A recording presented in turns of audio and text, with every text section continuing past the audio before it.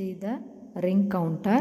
For the ring counter, the 10th pin, here Johnson counter, the 10th pin it is connected to NOT gate, but here it is connected directly to 1. But in this A, B, C, D, these three inputs, it's given to 2, 3, 4, 5. So the ring counter, so what we have to do means, first the input we have to load 1, 0, 0, 0. That means second pin you have to connect it to plus 5 volt. The remaining pin you have to connect it to ground. So if you are not giving to the second pin to plus 5 volt, it automatically it will take 1.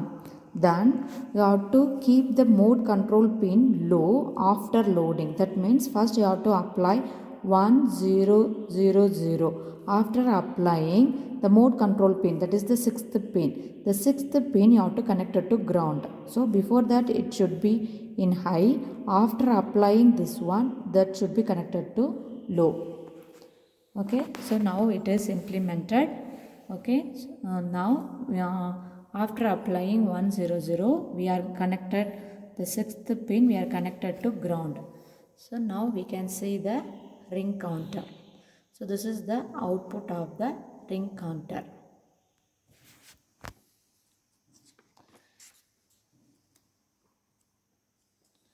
You can see the table. Ring counter. So the first clock pulse, the first output should be 1, the second is 1, the third output is 1, the fourth clock pulse, the fourth output is 1. Then it will be repeated. This is the output of the ring counter. Thank you. Next we will see the ring counter. Same 7495. For Johnson counter, the 10th pin it is connected to the NOT gate. But in the ring counter, the 10th is directly connected to the first pin of 7495. So for this experiment, NOT gate is not required.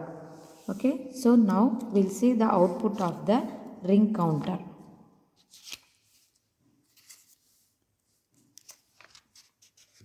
So this is the output of the ring counter.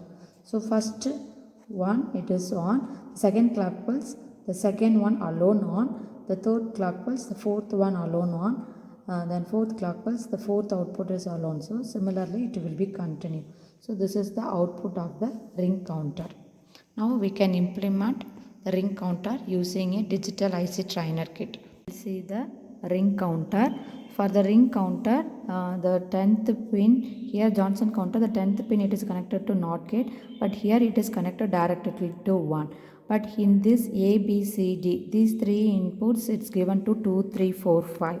So the ring counter, so what we have to do means, first the input we have to load 1, 0, 0, 0. That means second pin you have to connect it to plus 5 volt. The remaining pin you have to connect it to ground. So if you are not giving to the second pin to plus 5 volt, it automatically it will take 1. Then you have to keep the mode control pin low after loading. That means first you have to apply 1, 0, 0, 0. After applying the mode control pin, that is the 6th pin. The 6th pin you have to connect it to ground. So before that it should be in high. After applying this one, that should be connected to low. Okay, so now it is implemented.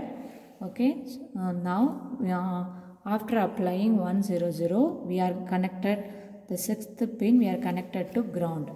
So now we can see the ring counter.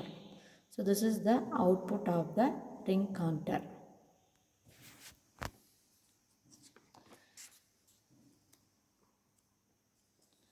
You can see the table.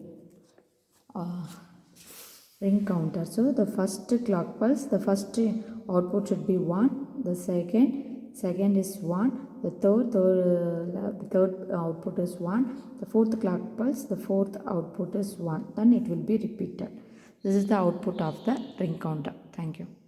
Using 7495, we can implement write shift register.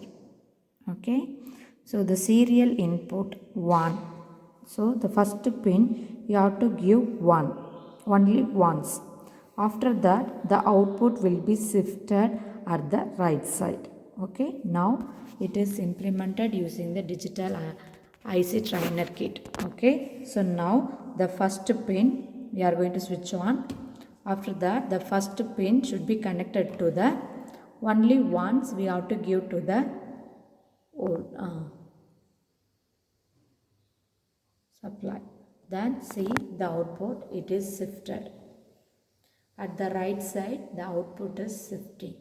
So this is the verification of right shift register using 7495. Thank you.